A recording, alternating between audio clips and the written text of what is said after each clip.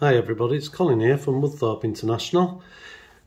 I wanted to try double-headed because I like running double-headed. I think it's good fun, and with me having an American layout I need to find out how to run multiple engines. And knowing itrains like I'm getting to know, it's simple and it does a lot of things for you. Now, what you need to do is, like normal, you're always going to edit, and you go to this one here called trains. Now, trains means you are making a length of something up, which may be one engine and some wagons. So if you click append, click on no, say it's going to be wagons. It says there's no wagons there, which is fair enough. And you go to your list. Now, this list is very small, but all these lists have measurements of the length of each wagon. When you're doing multiple, it's really easy to add them on. But when you add a particular wagon on, so we'll add this one on, it gives the measurement and adds it to the engine and tells you it's 215 millimeters long. And it just adds them up for you, so it's really easy. But it's the same with engines.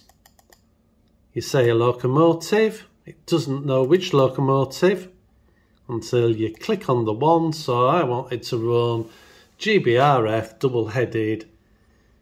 Great, both going forward. They both measure the same, and two 143s add up to 286 millimeters. So that's easy. You have a main loco, and the rest are highlighted in the main, are ticked, and it just means that's the leader, basically. That's where the train driver sits. Me, if I could get in it, but that's never going to happen. Not my size. So that's really simple. And then all you do then is put them on the track. You just press apply and close it down, and you go to your main screen. Now, on my throttle displays, there's the 95 and there's the 02 class 60s. And so as we just get a bit closer to show you these little marks, however you put this sequence in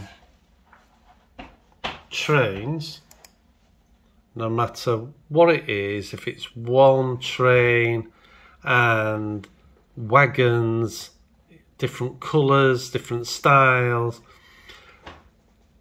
it doesn't matter if the wagons are in the order unless you're doing shunting and stuff like that.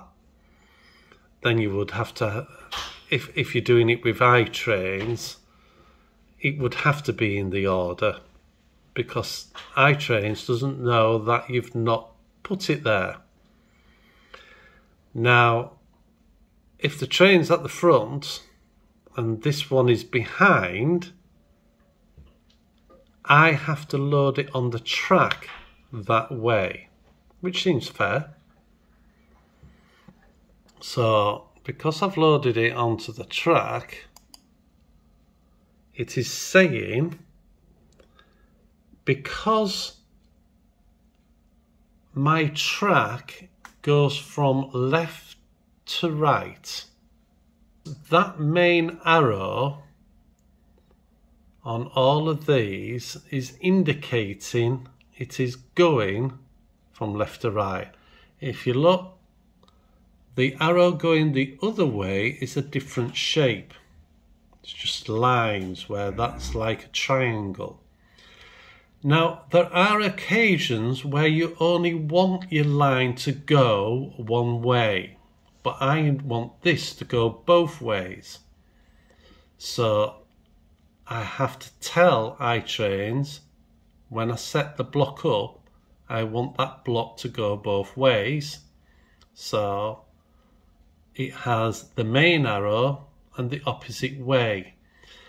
Now that only means that this side is previous on every block, on the left side is previous, and this is next when you set things up.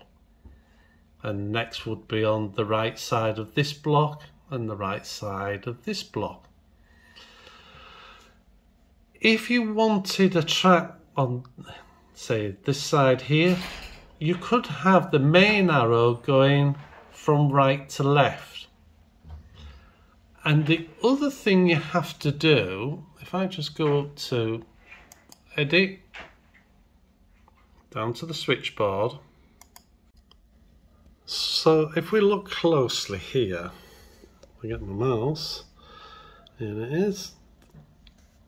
There are two dots on this block indicator here, and that's where the writing comes up of what it is when a train goes in it.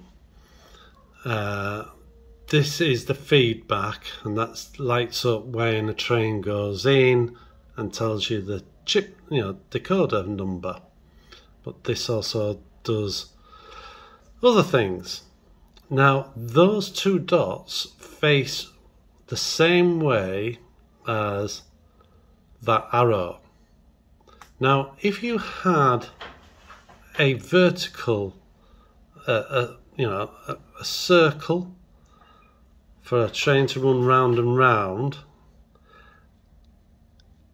and you had a feed, a block indicator on one of the vertical lines, you would put those dots facing whichever way they are somewhere in that circuit. So if it was going a clockwise circle, then they might be on a downward line, and they would face, they'd be at the bottom with the two dots. If the circle was going anti-clockwise, that way around, and there was one of them on, naturally they would be facing up if they were going that way. So you just match them two up. Now you may notice here that that's a diamond and that is a square. And on the list over here, where it tells you what they are, it tells you the type but not the word, and that indicates it's a siding, and that indicates, that one there indicates it's a free track, and that also does other things if you require it to do it. Now, so I go to here and go to the blocks. When you fill it out and tell it the size, you have to tell it what type it is, and you have a list of different things you may want it to be known as. And this particular one, block 2, is free track, and at the moment the average what itrains has it running at is maximum of 65 miles an hour. But you can alter that, and you can highlight it to say it must do this new size, speed in this block 2 only. Won't do every free track. And if we look at block 1, it's a siding, but the maximum speed in general with itrains is 24.9 miles an hour either way. So if it's coming out, it'll go slower. Now you can reduce that if you want, and say you must use this new speed in this single block only. What all the other sidings, I'll just do this one. But you can set it up to do anything you want. So it really does increase the amount of things you can do. And this also is where you put stopping distances in. This is stopping 100 millimeters in previous. So this is the far left side siding. So this is where you put those kind of figures in, and there's loads more you can do which I haven't got to yet. But that's what those markers mean. And if we go, we won't turn the switchboard on, but those feedbacks, which that is now highlighted, and it's saying it's got the 6095 in, they're always that shape, except for when they're on a curve. They are curve shaped to fit on a curve, because that's just, you might only have space to get one of them in, so that's where it has to go. But that's what they're about. So basically they're together, those two, and it's great. You just drag the two units if you're wanting to do it that way, put on there, click route, and it'll go. If you want to set it on a route, it'll just do it because it's on horn 2 route. So that's really easy. But I also wanted to see, because the Americans have usually more than just 2 engines, I thought I'll have a go at 3. There's the 2, and I wanted to put another one on. So you just tell it it's a loco, which loco, and I wanted to put this one on, another class 60. I didn't want it in the order it's there. I wanted the DB in the middle. So when it's highlighted, you just move it up, and there it is. Press apply, go out of it, bring this engine in, turn that first, and there it is. Now then, what has happened, now for the triple head, the middle train has 2 stars, one at each side, because it's saying that there's an engine behind it and an engine in front.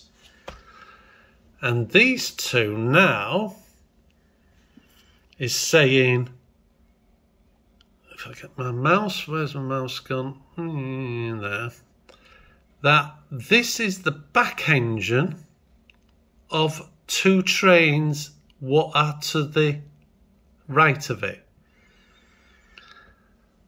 And that one is saying it is the front, and there are 2 trains behind it.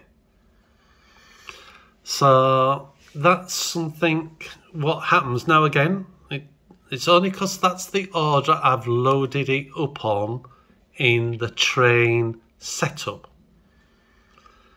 It's another little helpful indication you can check on. Now, the other things, as you know, you have to speed measure the trains, and I've shown you this. If they are slightly, because an engine can be freer, so it goes faster at a lower step or low, you know, as you know, things are not all the same. You can buy them at the same time and one engine's free and the other. The wheels might be freer or whatever. What itrains does, if it's within reason, and I don't know what the reason is in steps or miles per hour, it adjusts each train to run at the leader.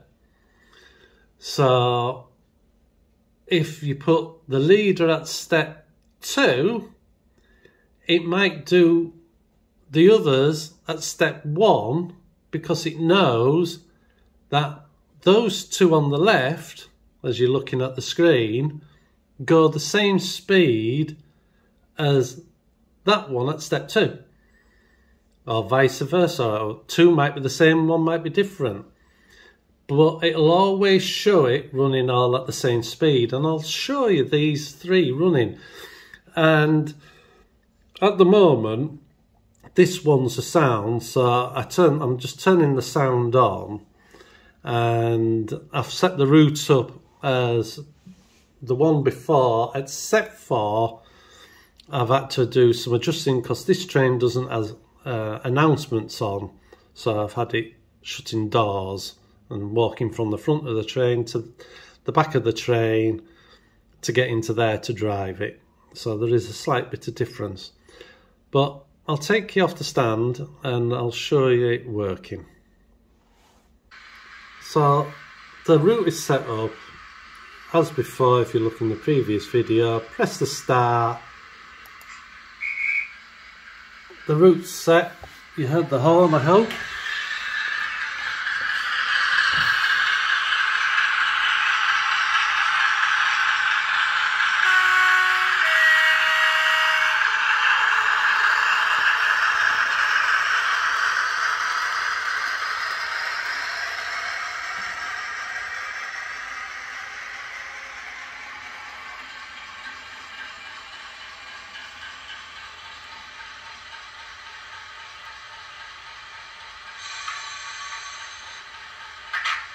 There's the man getting out of his cab, walking to the other end.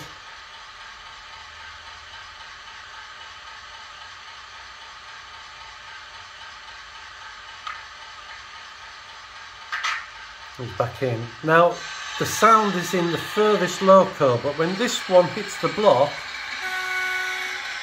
this one activates the horn, because it's gone into block 2, and that's what that is set for. And it's as easy as that. If you don't want to run sound, it just runs the same without the sound. Any time waiting it'll do on the route, but without any sound. So that's how basically you do double-headed or triple-headed, or I assume 5 engines. That I need a bigger layout. I might actually try it on the Helix. That might be interesting to do. In track routes, if you go into options, when I said repeat here, and you can repeat whatever circuit or whatever you want as much as you like. If you put it to 0, it's just endless. You know what I mean? It'll keep going all day, round and round, or backwards and forwards on a shuttle, whatever. But I'll show you how easy it is to do the Lodi handset. So this is the Class 60002 on the handset, ready for me to control it as a single unit. Now, what you do is basically you just tap that spanner and it takes you into anything you have to do with that train, which could be putting the address in, naming it, you name it. If you turn this dial, which is your throttle, down to multi-traction, it's not active at the moment. If you click on it, so it says there, add to multi-traction, and you just go down your list till you want them in the order. Now I want the middle one, the army in the middle, and then I go down and find the other 60, which has a very bad picture of it. I touched it by accident, and then I found out that at the moment I can't add a picture to it, but they're in the process of setting this up. I'm hoping by the end of the year it will happen. And then you just click it and they're all there. Now, the only thing you have to do is, before you say OK, basically, is make sure they're all facing the same way. You have to know which way your first one's facing. I know it's facing to the right, to next. So it's in forward gear and green is forward. And that's basically it. When you go to your list of trains, or if I go back to the list of trains, the favourite one is at the top, is the list. And it would have a picture of all of them. And down at the bottom, it's actually saying the first decoder setting, the second decoder setting, and there is the third, but it's behind that. If that wasn't there, it would show it. And basically, you just use it now. If I take you off the stand,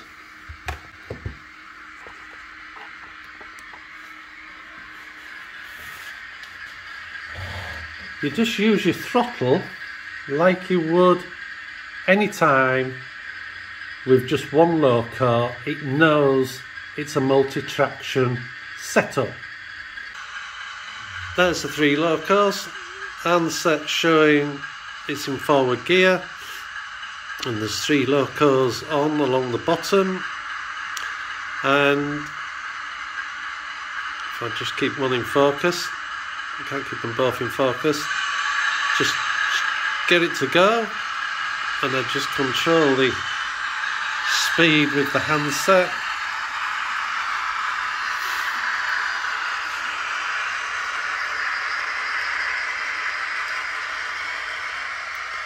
And then just stop it. And when you click to go in reverse, it changes them all.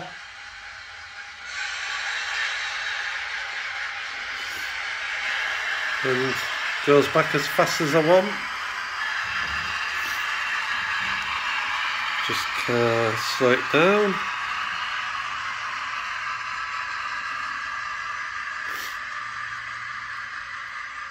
And it's as easy as that. That's what you do with the Lodi-con.